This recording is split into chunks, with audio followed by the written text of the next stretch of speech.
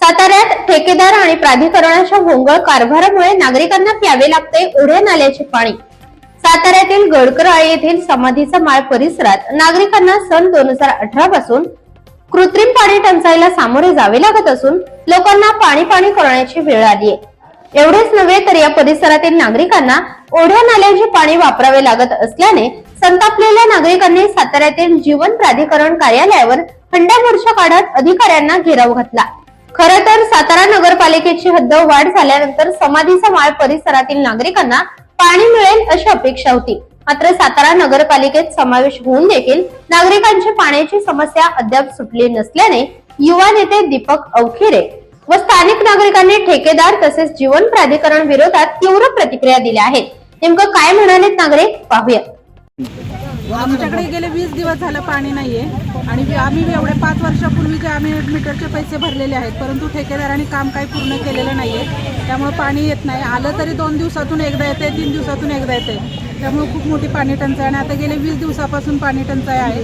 आम्ही बरेचदा सगळ्या प्राधिकरणात भेटलो, नगरपालिकेत भेटलो, कुठेही पाण्याच्या सोयी आमची काही करत नाही, सगळेजण उडवाउडवीचीच उत्तरं देत आहेत। आणि जेव्हा पाणी येतं तेव्हाही फक्त अर्धा तास पाणी येतं, त्याच्यात 1 ते 1.5 बॅलर पाणी भरतंय। प्रत्येक घरात कमीत कमी 5 माणसं तरी असतात, 1.5 बॅलर पाणी काही 5 माणसांसाठी पुरत नाही, त्यामुळे कमीत कमी 1 तासाचं पाणी आणि रेग्युलर रोजच्या रोज पाणी यावं एवढीच आमच्या। ठेकेदारावर कारवाईची काही तुम्ही मागणी करणार आहात? हो, जर आमचे नाही मीटर जर 8 दिवसात बसले तर आम्ही ठेकेदारावर सुद्धा कारवाईसाठी मागणी करणार आहोत।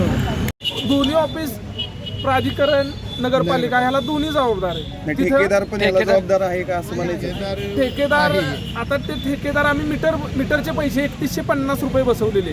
किती दिवस झाले देऊन तुम्ही? 5 वर्ष झाले मीटरचे पैसे। ठेकेदाराने कामच अर्धवट केलं। 5 वर्ष झालं आमचं मीटरचे पैसे आम्ही भरलेले आहेत। आमच्या इथं कोणीही म्हणजे असं कोण उच्च लेवलचं कोण व्यावसायिक असं काही नाही, सगळ्यांच्या हातावरचं पोट असणाऱ्या सगळ्या महिला राहतात, दोन भांड्याचे कामं करणाऱ्या सगळ्या बायका आहेत, घरगुती कामं करणारी, कायांचं 1 दिवसाचे जेवढं काम होतं तेवढंच संध्याकाळी संपतं, अशी व्यवस्था आहे। आणि त्यातनं टँकर घ्यायचा म्हणलं तर 500 रुपये जातात त्यांना, टँकर घेतलं तर 1000 रुपये जातात त्यांना, हजरी 500 रुपये, ही 900 रुपये आणणार कुठनं? आणि तेवढा साठा करायला जागा नसते, आणि तेवढा साठा करायला जागा नाही त्यांच्याकडे, टाकण्यात 10 बॅलर, मग 10 घरात 1 टँकर घेणार, मग ते तसं भरणार। ह्या त्रासापासून तुम्ही लवकरात लवकर आम्हाला मुक्त करावा असं आम्हाला सांगितलंय। अधिकाऱ्यांनी आम्हाला आश्वासन दिलंय 8 दिवसातच आम्ही तुम्हाला ह्यातनं बाहेर काढू, नेहमीच पाणी येत नाही, अन्यथा आम्ही परत एकदा ऑफिस पशी येणार ना आंदोलन करणार। हे आंदोलन आम्ही शांततेत केलेलं आहे, पुढचं आंदोलन आम्ही शांततेत करणार नाही, उग्र आंदोलन करणार आम्ही।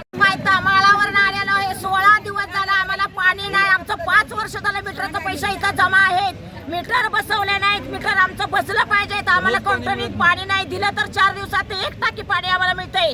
आम्हाला पाणी माळावर 16 दिवस झालं पाणी नाही, आम्ही दर्या वड्या नाल्याचं पाणी पितोय, पोराबाळांना आणून पाचतोय।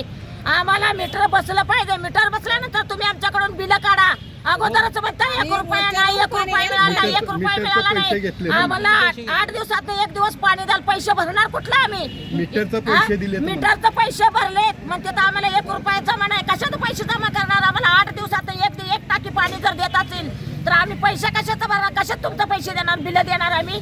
उद्या मीटर बसवा, आम्हाला उद्यापासून बिल आमचे जमा करा आणि उद्यापासून आम्हाला कंटिन्यू पाणी पाहिजे, आजपासून पाणी चालू झालंच पाहिजे आम्हाला। नळावरील काम हे लिखित निघालं नाही तर 8 दिवसात आम्ही ठेकेदाराच्या उपोषणाला बसणार आहे आणि ह्याला ठेकेदारच का जबाबदार आहे, कारण लिखित का निघत नाही? अर्धवट काम सगळं झालेलं आहे, कुठल्या कनेक्शनला कुठं काय जोडलं, पाणी लिकेज होतंय, पाणी भरत नाही, वॉटर सप्लाय सांगते लिकेज कोण काढणार? हे लिकेज काढलं पाहिजे ना कुणीतरी, याला कोण जबाबदार?